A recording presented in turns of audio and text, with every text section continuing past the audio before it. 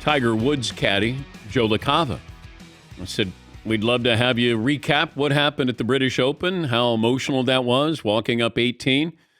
I said, we would like to have Tiger, but if we can't, then we'd love to have you, Joe. And Joe, a longtime caddy, said that he is going to be available to talk about that emotional moment with Tiger Woods. So he'll join us coming up on the program tomorrow. Not as emotional, but maybe just as informative, Dave McMenamin, ESPN NBA reporter, who joins us on the program. And you were at the Drew League.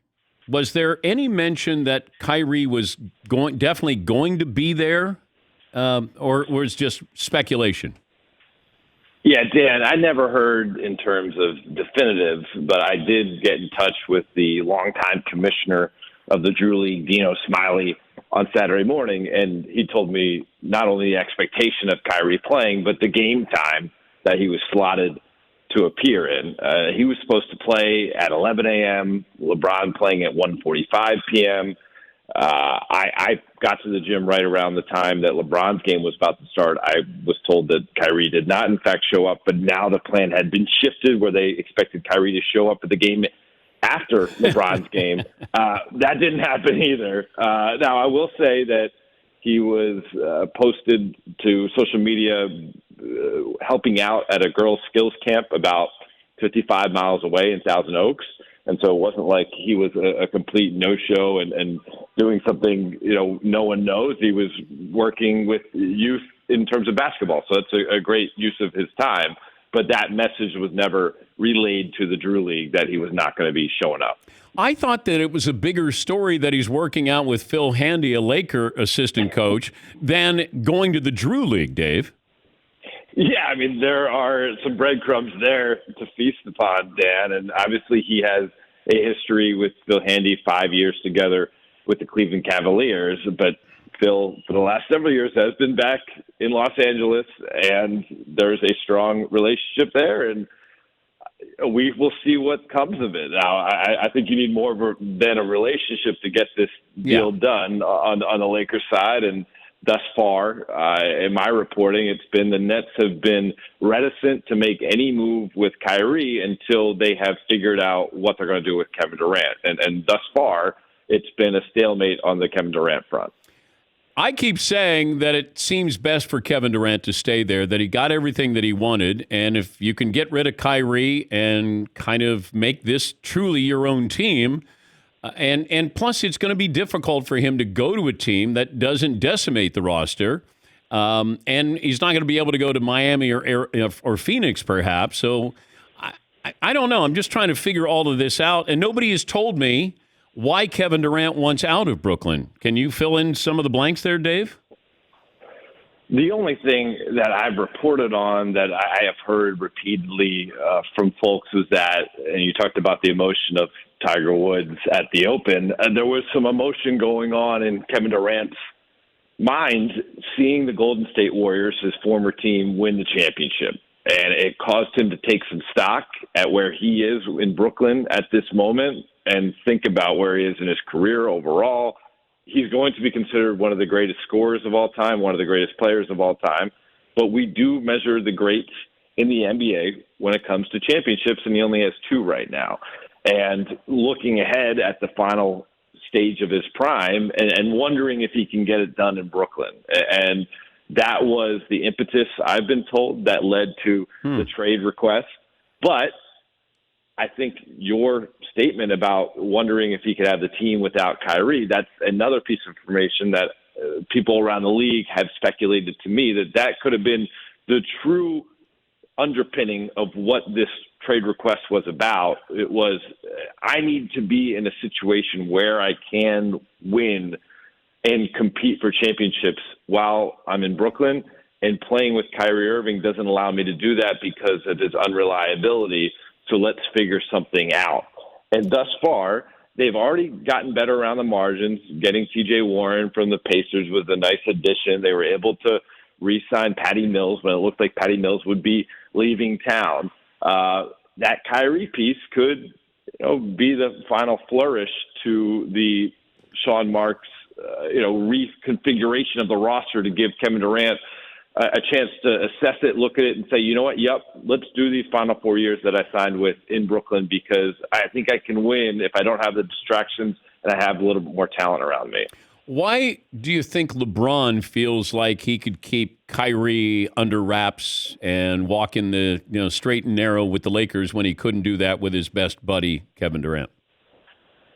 I would say he did it with J.R. Smith, and I think that gives someone like LeBron a bit of, whether you want to call it too much of a self view of grandeur and being able to handle these type of situations or not.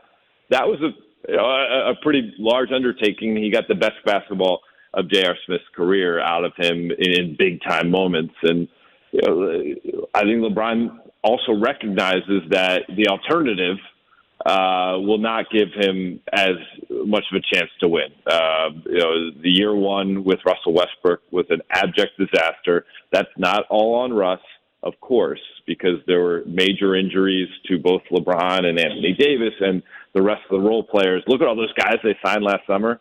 There's like 8 of them who don't have a job in the NBA this year, 1 year removed from being the guys that the Lakers hand-selected to put around their big three to try to win a championship. They can't even get a sniff of a contract right now. And so it's not just on Russ, of course, but it's clear to me that LeBron sees a better pathway to have a chance to succeed in April till June when it really matters with a guy like Kyrie on his side versus a guy like Russell Westbrook. I'm amazed that the Lakers were in unison to bring in Russ, as if they didn't see him in the other stops that he had the last couple of years. He's not a shooter, and he's not a triple-double machine that he once was. I'm just curious what they saw as to, as opposed to what reality was. Because like KD said, hey, we got James Harden. It's like, wow, man, he's not explosive. Yes, watch him play. You can tell he's going to explode because he's getting larger.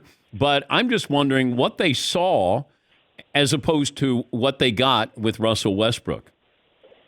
Dan, I think the theory was coming off the season in which they played with the short turnaround, coming off the bubble championship, where LeBron missed a bunch of time and AD missed a bunch of time. They figured as stars, if we have a durable guy beside us, the times when, if we miss time, which it seems to be an inevitability at some point when you're talking about a 37-year-old in LeBron and a guy with injury history in Anthony Davis and an 82-game grueling schedule to get through, that we would have a guy who his body has been very durable and he stayed in the lineup. Now, that was the correct assumption by them. Russell Westbrook played 78 games last year, and both LeBron and AD missed significant time. Where they didn't see the full picture was Russell Westbrook's game has severely diminished. As his athleticism has left his body, he hasn't made up for it in adjusting his skill set. And quite frankly, you mentioned he's not a good shooter. He's not a good defender either. Well, he's late. He doesn't commit anymore to it. I mean, I had somebody with the Lakers say that he gave up. He quit playing defense. Yeah, he would die on screens. They felt like the one area he was a plus defender was in the post, but you don't see very many teams posting up these days. That's not what the three spread out the floor type of offense that you see. And so the other areas, against direct drives, against pick and roll coverage, the things that you see often against high level NBA offenses, he was not performing, not even at an average level. Like, he was performing near the bottom of the barrel when it comes to defensive analytics. And so what is he actually providing? You can't maximize LeBron's game with him because LeBron thrives around shooters, which gives him spacing. Well, the defenders could sag off of Russ on the offense when the Lakers are on offense because he can't shoot. And then on the opposite end, teams are exploiting him as a defender. Yeah, it's a tough combo to move forward with. Yeah. You surprised Steph Curry's hosting the ESPYs? Yeah, I was. And now, one thing that maybe the background here that makes it all make sense is that I was told that he's working on a documentary, and this was a nice little chapter to add to it, right? He already has the most epic championship of his 4 that he achieved in June, and you can have the whole, as I start to put one foot out with one foot in the basketball world, as I view a life in entertainment or life as being Steph Curry, capital S, capital C, for the rest of my days in Super Bowl commercials and things of the like. This is a smart move. And then the Warriors are going to be going over to Japan in the preseason, and they can have the documentary crew follow, international superstardom of Steph Curry. So I think it kind of fits in that whole arc to do this. And quite frankly, he's very comfortable with the camera on him. Yeah, I wondered if this is a business relationship that's starting with the mothership. Kobe did this. Peyton did this. Maybe this is something that Steph's going to be doing 4 or 5 years down the road, where he's got content for the mothership. Golden State's roster, how different will it look opening night?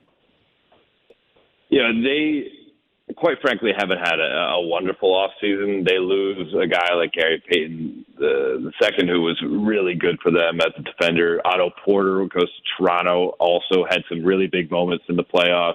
Bielitsa goes overseas.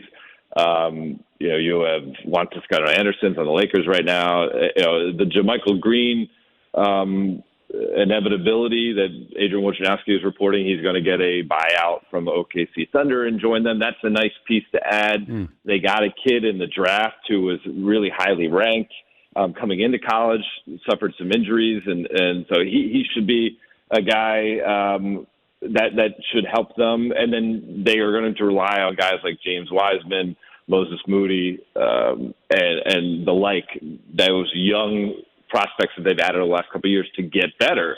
But, they can't say that they had as good an offseason as, say, like the Clippers or the Denver Nuggets.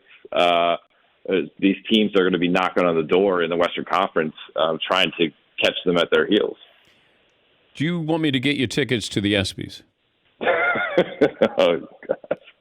No, Dan, I'm going to stay home and watch some Netflix. But I appreciate the ask. Because I got lifetime seats at the ESPYs. I mean, I spent 18 years there. They gave me 2 lifetime seats. Well, I mean, I couldn't turn down the Dan Patrick seats if that's what's being offered. Then Well, they're not seated together, just so you know. They're like there's like one in row 5, and then there's one all the way up, really, really high. So if you have a +1 or you are a +1, I'm just saying you won't be seated next to Brian Windhorst. I can't just come with you. No, I'm not invited to go to the ESPYs. They don't let me in, but they like to leave an empty seat in memory of me. Yeah. There you go. I mean, your seat truly can't be filled. So let's just say that. Oh, well done, Dave. Hey, thanks for joining us, and enjoy the off season. I appreciate it. Thanks, Dan. That's Dave McMenamin, ESPN NBA reporter.